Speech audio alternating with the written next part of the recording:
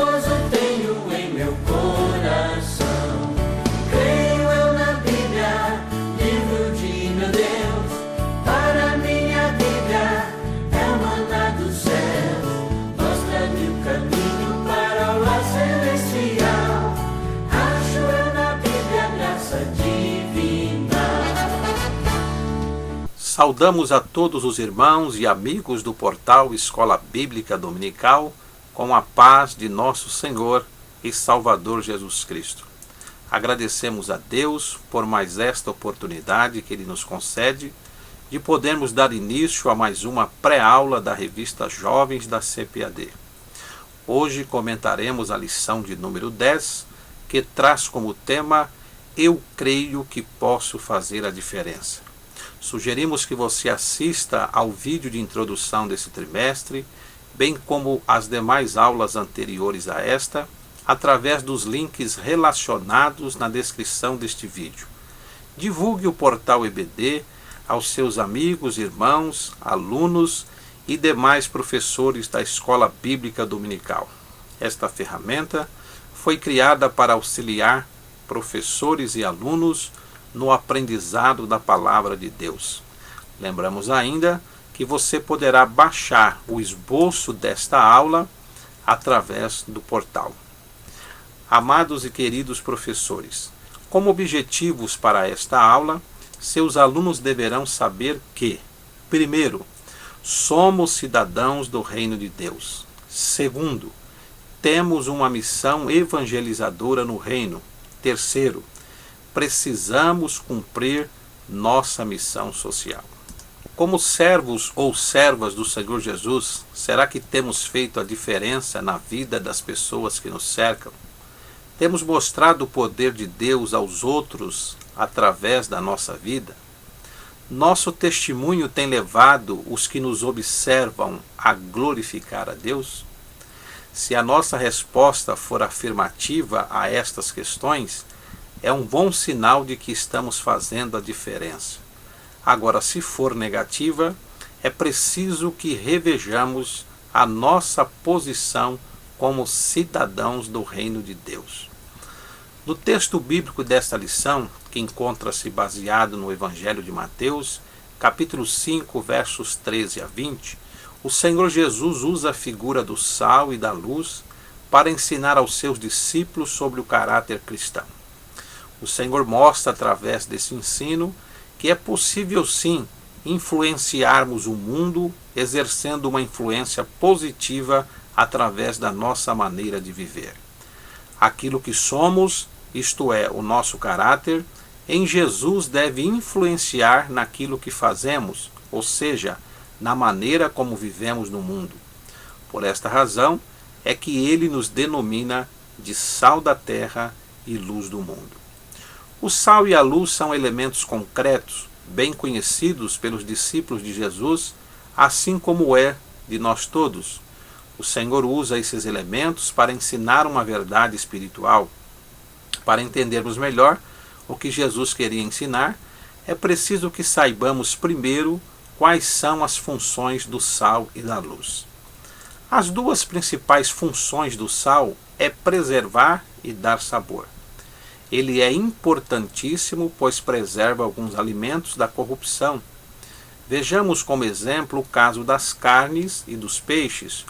Como é que se preservam esses alimentos através do sal? O sal conserva os alimentos pelo fato de desidratá-los, ou seja, por fazer com que percam água. Essa técnica impede a proliferação de micro-organismos, fungos e bactérias, por exemplo, que precisam de umidade para se desenvolver. Nossos antepassados já sabiam da importância de conservar os alimentos para que não estragassem.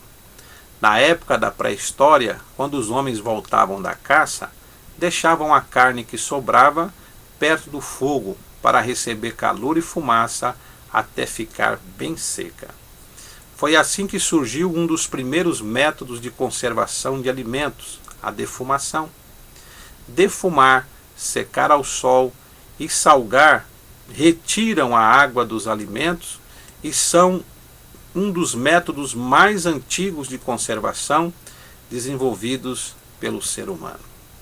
No que diz respeito ao sal dar sabor aos alimentos, todos nós sabemos muito bem disto. Como é horrível uma comida sem sal. Pode ser o melhor prato, uma picanha ou um bacalhau, dependendo do gosto de cada um, é claro. Se não tiver sal, perdeu a graça, não presta. O sal como elemento químico pode perder seu sabor, pode tornar-se insípido e assim ficar inútil e sem valor. Qual é então a nossa função no mundo como sal da terra? Como cristãos, temos a responsabilidade de transformar, melhorar, dar sabor e evitar a deterioração dos nossos semelhantes. Semelhantemente ao sal, a luz também é importante, pois é ela que dissipa as trevas, ilumina e orienta as pessoas. Semelhantemente ao sal, a luz também é importante, pois é ela que dissipa as trevas, ilumina e orienta as pessoas. O profeta Isaías, fazendo referência ao Senhor Jesus, disse: o povo que andava em trevas viu uma grande luz, e sobre os que habitavam na região da sombra de morte resplandeceu a luz. Isaías capítulo 9, verso 2. O cristão deve tanto ser como ter esta luz que é Jesus. Assim, será como um farol que brilha à noite, dissipando as trevas e conduzindo os perdidos a Jesus. Sou um cidadão do reino. Este é o tema do primeiro capítulo da nossa lição. Como servos do Senhor Jesus, somos cidadãos tanto do reino dos céus como do reino de Deus, que de um modo geral são a mesma coisa. Aliás, nem todos os estudiosos da Bíblia Sagrada concordam com esse entendimento. Para alguns, reino dos céus e reino de Deus refere-se a coisas diferentes. Porém, com base em algumas passagens bíblicas, entendemos tratar-se da mesma coisa. Observe, por exemplo, a história do jovem rico, relatada por Mateus no capítulo 19 do seu Evangelho, nos versos 16 a 26. Jesus usa os termos reino dos céus e reino de Deus alternadamente. Disse então Jesus aos seus discípulos: em verdade vos digo que um rico dificilmente entrará no reino dos céus. Repetindo, reino dos céus. Verso 23. No versículo seguinte, isto é, o verso 24, Cristo proclama: e outra vez vos digo que é mais fácil um camelo passar pelo fundo de uma agulha do que entrar um rico no reino de Deus. Frisando, reino de Deus. Jesus não faz distinção entre os dois termos, mas parece considerá-los sinônimos. Existem outras passagens onde podemos mostrar essa mesma relação entre reino dos céus e reino de Deus. Vamos tomar como exemplo uma outra passagem. Em várias parábolas, Marcos e Lucas usaram reino de Deus, onde Mateus usou reino dos céus. Observemos somente mais esses dois exemplos. Compare Mateus capítulo 11, verso 11 e 12, com Lucas 7, 28. Você vai perceber que Lucas usa o termo reino de Deus, enquanto Mateus usa reino dos céus. O outro exemplo está em Mateus capítulo 13, verso 11, Marcos capítulo 4, também verso 11, e Lucas capítulo 8, verso 10. Essas três passagens estão falando da mesma coisa, a parábola do semeador. E aqui fica também evidente que Lucas e Marcos, ou Marcos e Lucas, pela ordem, usam o termo reino de Deus, enquanto Mateus usa reino dos céus. Como cidadãos do reino de Deus, temos direitos que nos são concedidos por este reino. Por isto é que vemos nos dias de hoje muitos crentes exigindo seus direitos como filhos de Deus. Só que a maioria se esquece que, do mesmo modo que temos direito, temos também deveres para com este reino. A nós, por exemplo, coube a responsabilidade de cumprirmos a grande comissão. Mateus 28, versos 19 e 20.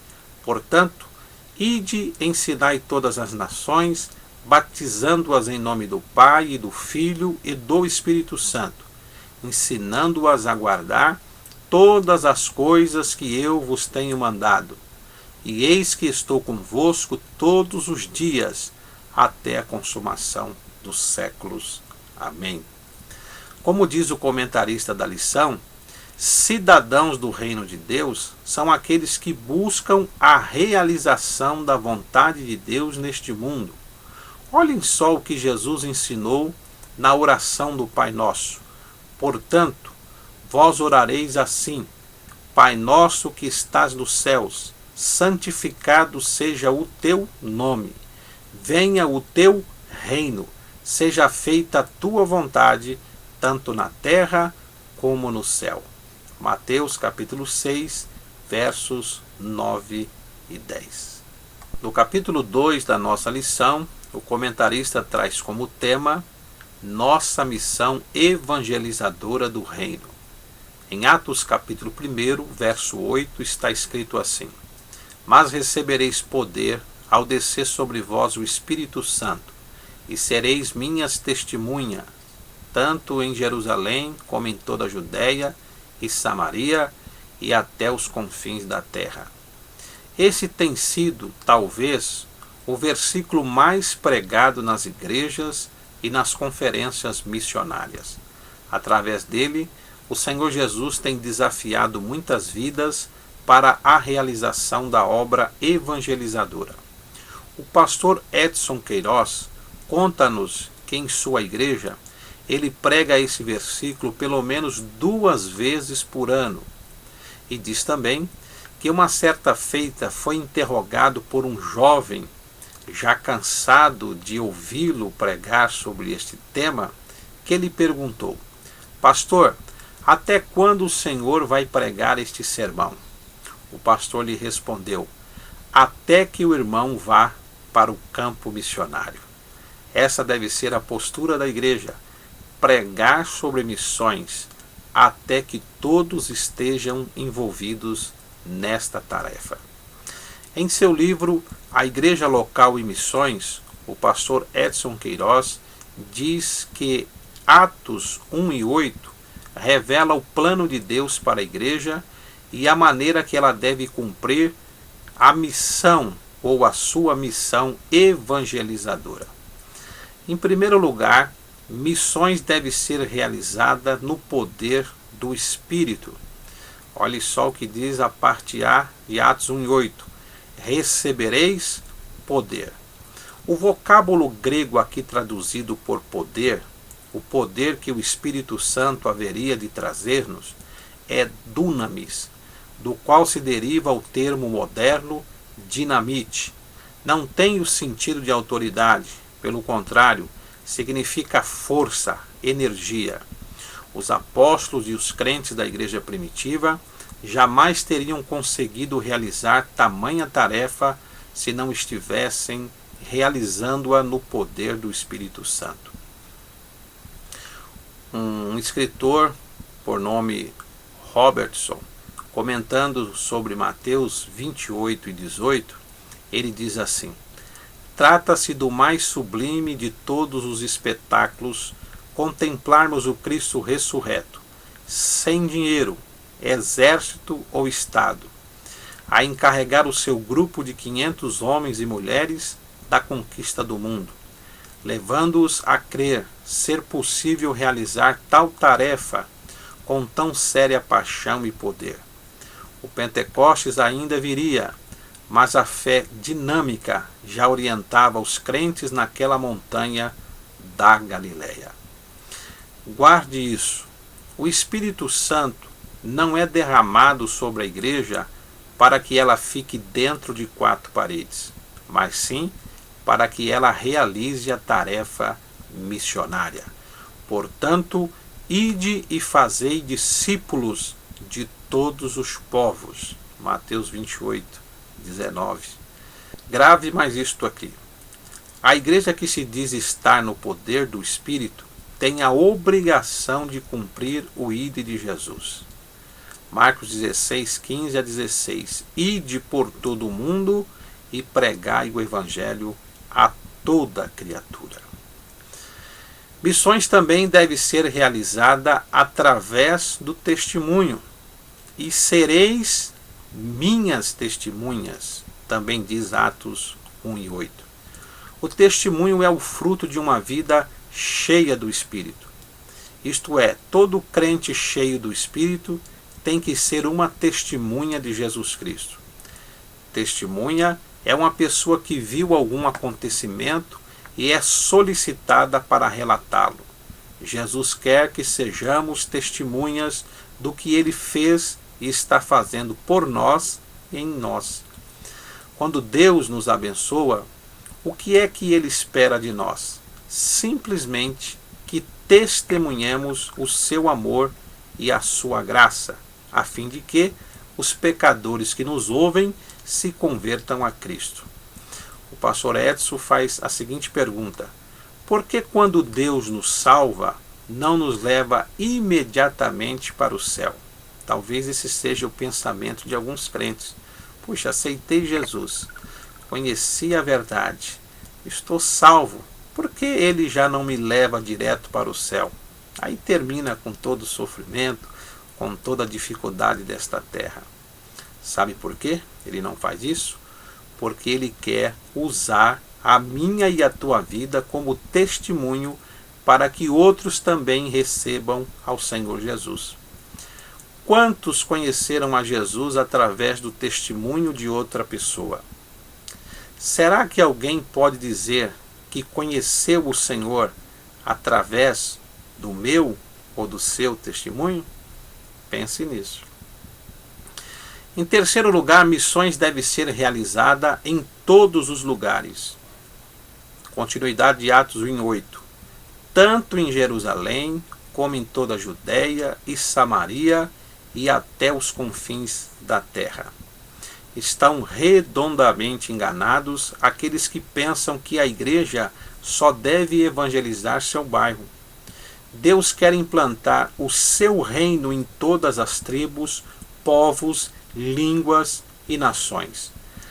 Apocalipse 5:9 diz: E cantavam um novo cântico dizendo: Digno és de tomar o livro e de abrir os seus selos, porque foste morto, e com o teu sangue comprastes para Deus homens de toda a tribo, e língua, e povo, e nação.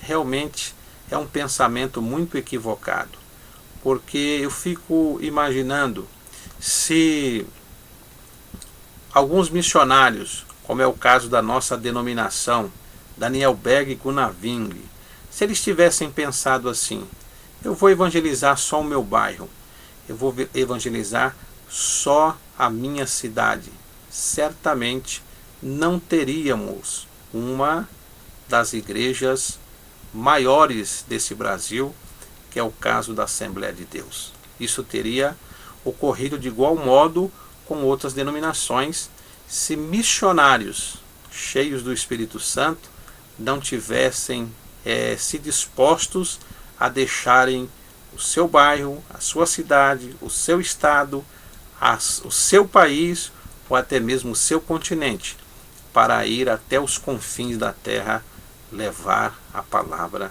de Deus. Ainda segundo Atos 1:8, existem 4 locais onde devemos ser testemunhas. Primeiro, Jerusalém. Jerusalém era a cidade onde os discípulos estavam quando receberam esta ordem. A nossa Jerusalém deve ser a cidade onde vivemos, onde nos reunimos como igreja. Segundo, Judéia. Judéia era a província que tinha Jerusalém como capital. Cristo quer que evangelizemos todo o nosso estado. A nossa Judéia é o estado onde estamos vivendo. Terceiro, Samaria. Samaria era uma região mais afastada, com conotações transculturais. A nossa Samaria é o Brasil, o nosso imenso Brasil. Em quarto e último lugar, os confins da terra.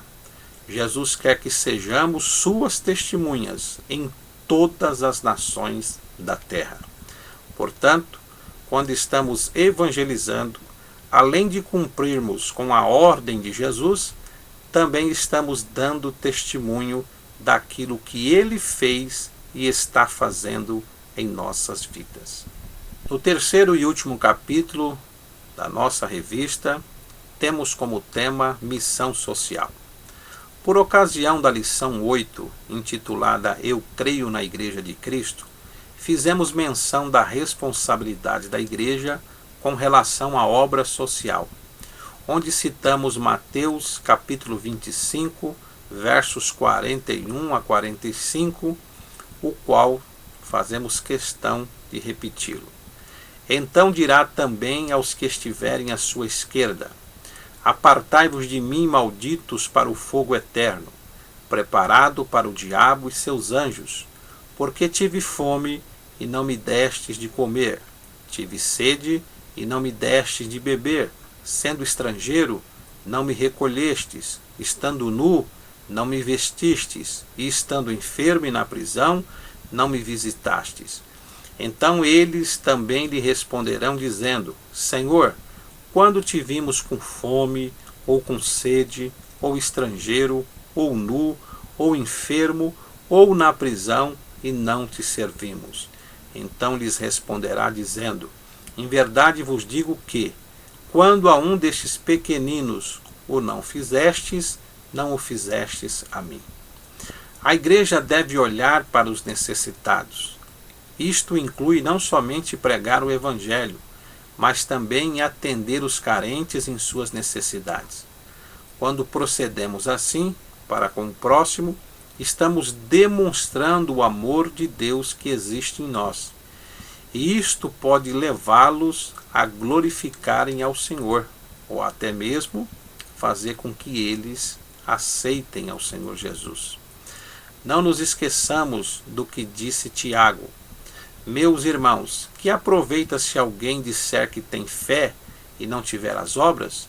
Porventura a fé pode salvá-lo?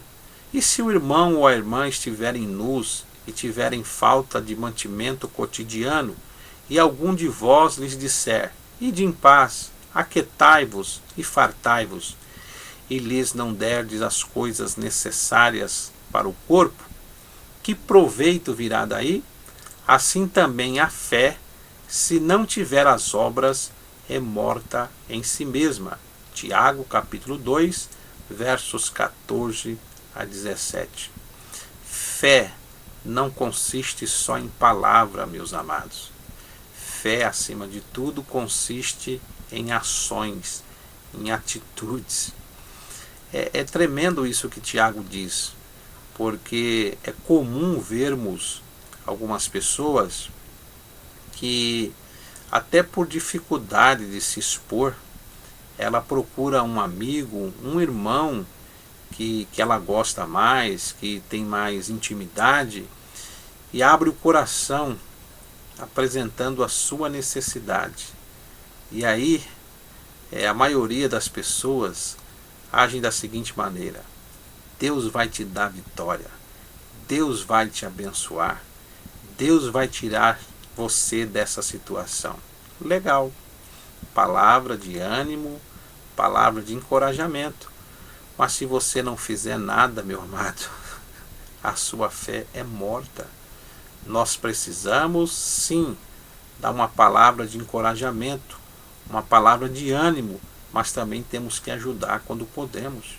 Eu me lembro que um amigo que eu encontrei em uma igreja que eu fui pregar, ainda quando era jovem, e no final do culto ele me cumprimentou e falou: Irmão Fernando, que mensagem do céu, Deus falou comigo, estou contente. Mas ore por mim, irmão, porque eu estou desempregado.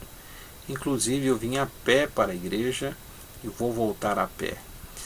E a casa desse irmão ficava muito longe daquela igreja.